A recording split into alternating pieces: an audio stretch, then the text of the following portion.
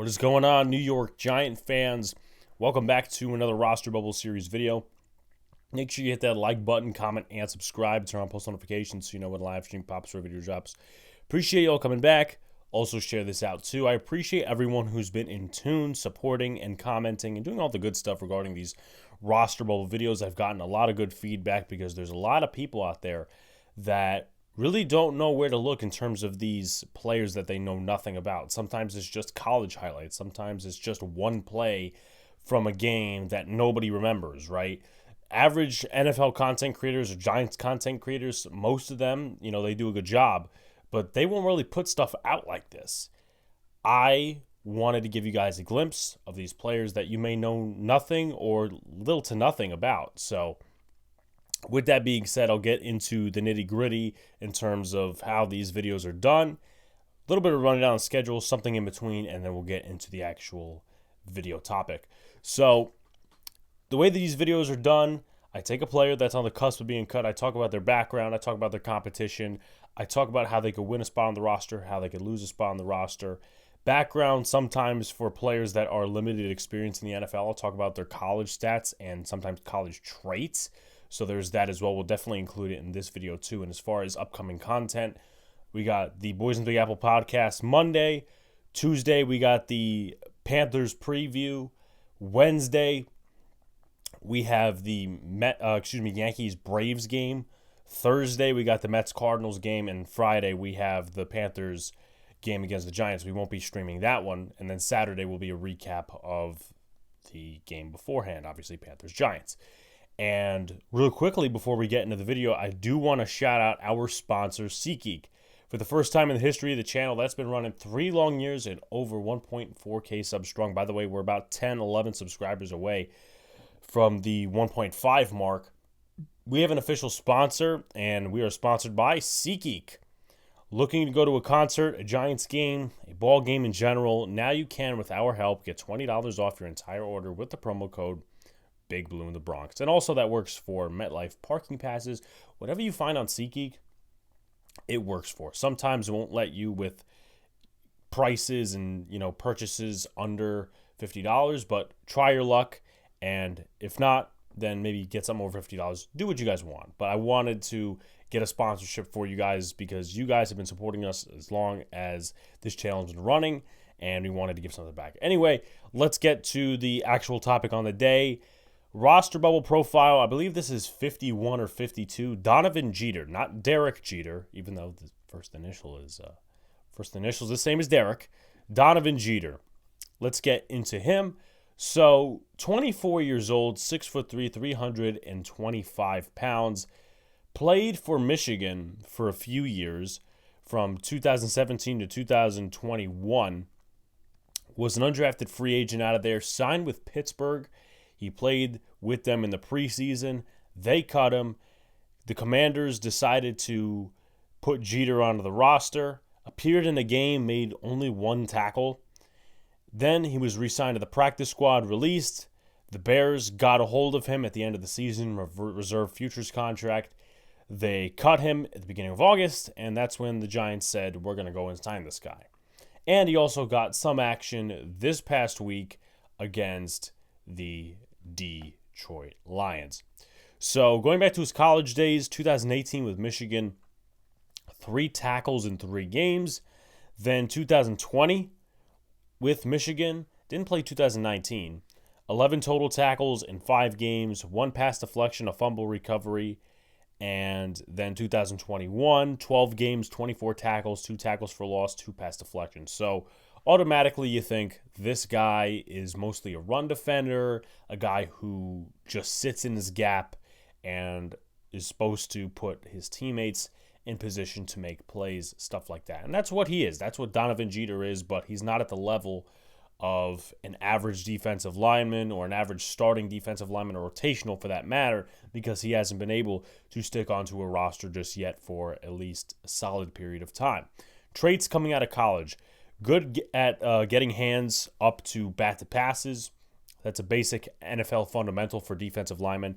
Has good play strength to shed his blockers and solid effort chasing outside the pocket and also is very aware on screen passes. The Giants with screens, they've been mishmash, half and half, as people would say in Spanish, más o menos.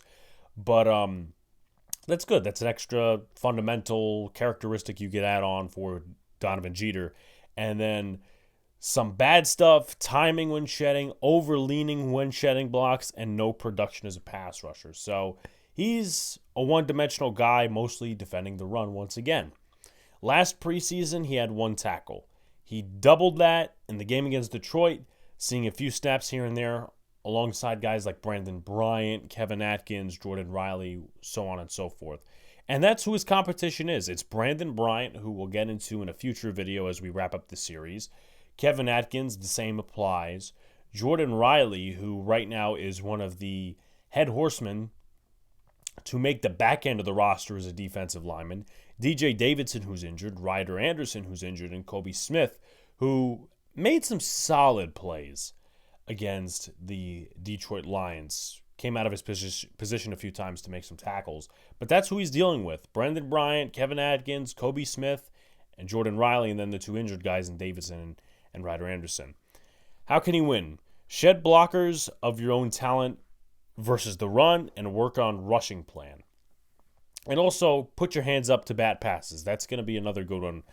To Sean Bauer, who plays defensive end / outside linebacker. He did that a few times against the Detroit Lions and really did that well. There was a play where Trey Hawkins was beat on a middle of the field route, but the quarterback couldn't get there in time because guess what? The hands of Deshaun Bauer decided to go up and tip the pass. So that's helping out your DBs, your linebackers, your safeties, whatever the case may be. But shed blockers of your own talent, especially the next 2 weeks. I mean, we'll definitely see the Panthers 2s and 3s. Same thing can be applied for the Jets. Preseason is mostly for the backups and seeing if guys can do simple stuff and work on rushing plan. Try to get to the passer. I mean, Brandon Bryant had a pressure. I think Kobe Smith had 2 pressures against the Lions. If they could do it and they're rotational defensive linemen that haven't really made an impact on NFL rosters, you can as well. How can he lose? Struggles when it comes to timing and lean in the running game. No growth as a rusher, bullied like Justin Ellis. The first and third one really relate, and that's the timing of the lean, the hand placement, hand usage, etc., etc., the leaning of side to side, just not getting bullied in the running game, and that's how he could lose, getting bullied in the running game. Now, the Giants didn't do a ton of great things. They didn't do awful in the running game either. They gave up 97 yards, I believe it was, against the Lions, which was about 2-3 yards per carry. Again, not bad, but there were some plays where they gave up like an 8-yard run or a 10-yard run. And you could tell Donovan Jeter was mixed with the other guys in the middle of that defensive line. But the important key for him is stick to your strength and don't get bullied in the running game. Toss aside a couple of blockers, but if he doesn't do that and he's just staying in his gap or he gets bullied once again, then you know where to go with that one, as he's probably not making the roster in that way. And no growth as a rusher. You would like to see him bat up a couple of passes or get a QB hit or a QB pressure or 2 over the next 2 weeks. Growth as a player, and it's, once again, not just making this roster. It could be making another practice squad or another roster. Teams have injuries all the time. He saw a couple of snaps with the Washington football team last year. Before that was Pittsburgh, and then Chicago wanted him afterwards. So it's not like he's totally unwanted. He just can't stay on the roster because of the talent level. But real quickly, how can he win? Shed blockers of your own talent versus the run. Work on rushing plan. How can he lose? Struggles when it comes to timing and lean in the running game. No growth as a rusher. Bullied like Justin Ellis. I have him being cut. I don't think he's going to be making the roster. I don't really see it either. The Giants brought in a lot of bodies at D-line for the purpose of seeing what they do against the run. And now that Ryder Anderson is injured, and you still have DJ Davidson on the injured reserve, and you know what your top 4 guys are like, and then add in Jordan Riley, which is 5, I don't think any of these guys, or at least some of these guys, I could be wrong, are going to make enough of a case for them to be, okay, let's carry 6 defensive linemen instead of 5. But those are my thoughts. Like, comment, subscribe to all the good stuff. Turn on post notifications so you know when a live stream pops or drops. Appreciate y'all coming back. Peace out, guys. See you later. Stay cool.